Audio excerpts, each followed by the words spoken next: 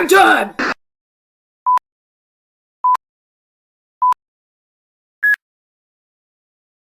A couple days ago, Anatir played a pretty cruel joke on me. I was sitting at the base of my blapple tree and watching Paka hop around in the grass, when Anna skipped right over and plopped next to me. Before I could say hello, she spoke. "Let's go to the amusement park," she said. "In Clearwater Park?" I inquired. A grin played Anna's face, showing her razor-sharp teeth. "No, silly." Her voice was soft and bittersweet. "The one in Wayward City. You know, a little past Blood Pond." I frowned at her and sat up straight, giving her a serious look. "You're not trying to get me to ride that coaster, are you?" I asked slowly. "Well, you want to, right?" "Yes, but you know what'll—" "What if I told you that I found a way to keep you alive?" I felt my breath stop, though my heart had started racing with nervousness and anticipation. "How is that possible?" I asked, still keeping my voice firm. "At 10G, no human would survive even the first 2 loops, let alone 7. "Oh, Ray," Anatir cooed. "You're so naive. Do you really think they wouldn't have developed something to ensure your survival? What with all the humans that live in the city? Some want to simply ride it and not die. Like you, perhaps?" "Want is a very elusive word," I replied. "It's not a matter of wanting, it's the matter of keeping promises and letting time pass by. Sometimes you gotta think about the wants of others over your own." "I don't really get it," said Anatir. "but whatever. The point is, I have a way to make you survive. Wanna try?" I was skeptical. "What is it?" Anatir took out a couple of small objects from her pocket and showed them to me. There were 5 foil-wrapped square things sitting on her palm. "What are they, Anna?" "Little chews that will let you survive up to 15G for 30 minutes. I don't trust this. Anatir stood up, stuffing the chews back in her pocket. She turned to walk away and put up her hands. "Fine then. Just thought you wanted to have some reckless fun, Saul. Don't blame me when you die from boredom." "Wait!" Anna turned back to me at my exclamation, and her expression was that of triumph. "Yes?" she asked maliciously. I gave a heavy sigh of defeat. "Are you sure it won't kill me?" I asked softly. "Absolutely!" Anatir responded with a little clap. "Let's go!" Feeling a little anxious, I told Paka to go up to the house and stay there until I came back. He looked worried, as if he knew exactly what I was going to attempt. I followed Anatir to the bus stop on Killswitch Street to take us to the city. There were a few people riding with us, some from Smilesville, Wayward City, as well as Clearwater Park. Killswitch is right on the border, so it's easy for people to travel from Clearwater Park and back to their own homes, and vice versa. I was feeling a little intimidated, for riding the bus were the Jisatsu brothers. Both of them were 100% identical and very handsome. However, their smiles were quite scary, and they seemed to have a certain air about them that just put you on edge. It was a bit of a long ride because Blood Pond was so far from our departure point. The bus took the highway, which was a much easier route than the other option, and brought us to Igneous Boulevard. Anatir and I hopped off the bus, as did the Jisatsu brothers, for they lived right across the street from Blood Pond. They were actually Anatir's neighbors. She waved goodbye to them, and they waved back, giving me that odd, hungry smile they always gave Smilesvillians. "Whee!" squealed Anatir as we headed toward the pond. She was skipping, whereas I myself was still a little nervous. I could see the euthanasia coaster even at this distance. It was massive. I couldn't stop myself from smiling as my heart banged against my chest. The park wasn't too busy today, as it was a Thursday. However, as it was whenever I came to the city with Anna, I was getting hateful looks, as well as hisses and jeers. The only time people from Wayward City and Smilesville got along was when they're in Clearwater Park. Its atmosphere has some kind of peaceful effect, preventing any hostility between the 3 quadrants. "Reitanna, catch!" said Anatir, and she threw one of the foil-wrapped chews at me. I caught and unwrapped it, seeing that it looked like a starburst that hadn't yet been flavored or colored. "Eat it now! I want to go ride the coaster!" Okay. I popped the thing into my mouth, chewed, and nearly gagged. It tasted like hydrogen peroxide. I forced myself to swallow it, and then ran to a water fountain to get the taste out. I knew the fountains by now. After pressing the button, you had to wait for the water to run clear, for there was a fair amount of blood in the water supply here. As soon as I got that gnarly taste out of my mouth, Anatir grabbed my hand and dragged me to the line for the coaster. I stared up at it in awe. This was my first time being so close to it. I had bad acrophobia, so I knew I was crazy to do this even though I wasn't going to die. But it was an excited sort of fear now, and I felt a mix between joy and the urge to vomit. The only other people in line with us were Dead Molly, Naleve, Kitten, and a couple others I had never met. Naleve looked like she was going to explode. I wondered why she decided to live in the city when she was so spunky and colorful.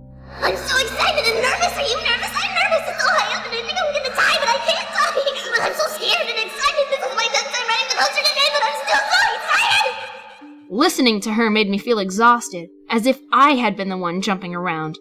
Shut up for once, Naleve, said a man in a bloody apron. I assumed he worked at the butcher shop. Sig, leave her alone. Kitten hissed. She's just excited. Really? I couldn't tell, said Sig sarcastically. I looked down the line at a girl around my age with long black hair tied in a ponytail. She looked very anxious, but she also looked human. I made my way over to her.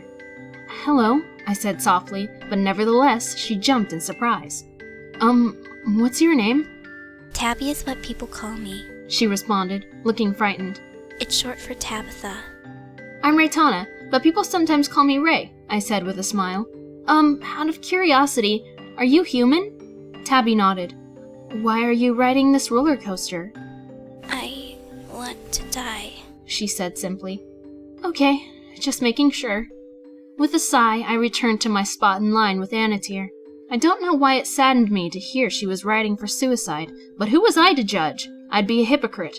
Maybe it was because she looked so scared that I felt remorse. I wasn't going to pry, though. Yay! Anatir exclaimed to the hop as the conductor opened the gate. This is gonna be so much fun! All humans hand over your passes, boomed the conductor, and I looked at Anna quickly. You didn't tell me! Hush!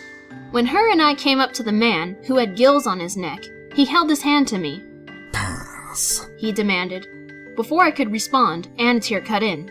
She's not human, she said, and my heart did a somersault at her lie. She sure looks human, growled the conductor. She's an anxiety other, Anna replied, her tone calm and convincing. You know how similar to humans they can look. The man narrowed his eyes, but then waved us through, finally taking Tabby's pass. Why do humans need a pass? I asked Anatir softly. You've got to be pre-approved to die, she explained as we got in the first car. You need to fill out paperwork explaining the reason for wanting to die, your health records, where you're from, and you also have to pass a psychiatric test. Does anyone ever get denied? Not often. Usually it's people from Clearwater, but you only get about 2 or 3 of those a year. Please keep your hands and feet inside the car at all times, said the conductor over the intercom. No video or audio recording devices are permitted, no food or drinks, and no weapons. Finally, we have one human riding with us today. Why don't we all give her a fabulous farewell? Everyone in the cars, except me, started cheering at Tabby and wishing her a nice journey. I still felt uneasy about Anatir's little lie. Alrighty then, the man continued. Remember you have one last chance to turn back once at the top. The cars will hold for about 30 seconds, giving you time to press that love button on either side of you. We will then bring you slowly back down. That person may exit the coaster before sending it back up. And lastly, have a marvelous ride. I squeaked as the car jerked and started moving. I heard Anatir and Naleve giggling like mad as we ascended, and Dead Molly had started humming a tune that I didn't recognize. A couple others joined in with her. The track became incredibly steep in less than a second, and I felt like gravity was going to just pull me back down. I watched in horror and enthusiasm at the track, which just seemed to go on forever, stretching up through the sky and into space. My fear of heights kicked in as I looked to my side and saw the itty-bitty buildings we had left behind. Anatir put a hand on my leg, and I looked around at her. She smiled comfortingly, and I didn't feel so scared anymore. Though my heart felt like it was going to burst, I watched the track. It was about a minute later that we finally stopped at the top. It was a terrifyingly beautiful sight. The 7 loops stood in front of us, each slightly smaller than the last. The second loop would kill a human. Isn't this great? Anna shouted at me through the wind, and I nodded, actually laughing. It's fantastic! I yelled back. I haven't been this scared in a long time! You're shaking! Anatir giggled, and I looked at my hand, seeing she was right. Just then, as soon as the cars began to move forward, something slashed in front of me, slicing my restraints. I screamed, as did Anatir, and I was pulled from my seat and into the air. Gasping for breath, I watched the cars plummet down the slope and rush through the first hoop at a terrifying speed. I, however, seemed to be hovering above everything. Bewildered, I noticed the ground getting closer very slowly, and I was trying to look to see the thing that had snatched me, but I couldn't turn my neck that way. I felt my feet come in contact with the concrete as I was gently released. I turned quickly to my kidnapper and saw Iapmes, Senpai's other. "What?" I asked her, but she put up her finger silently, shaking her head.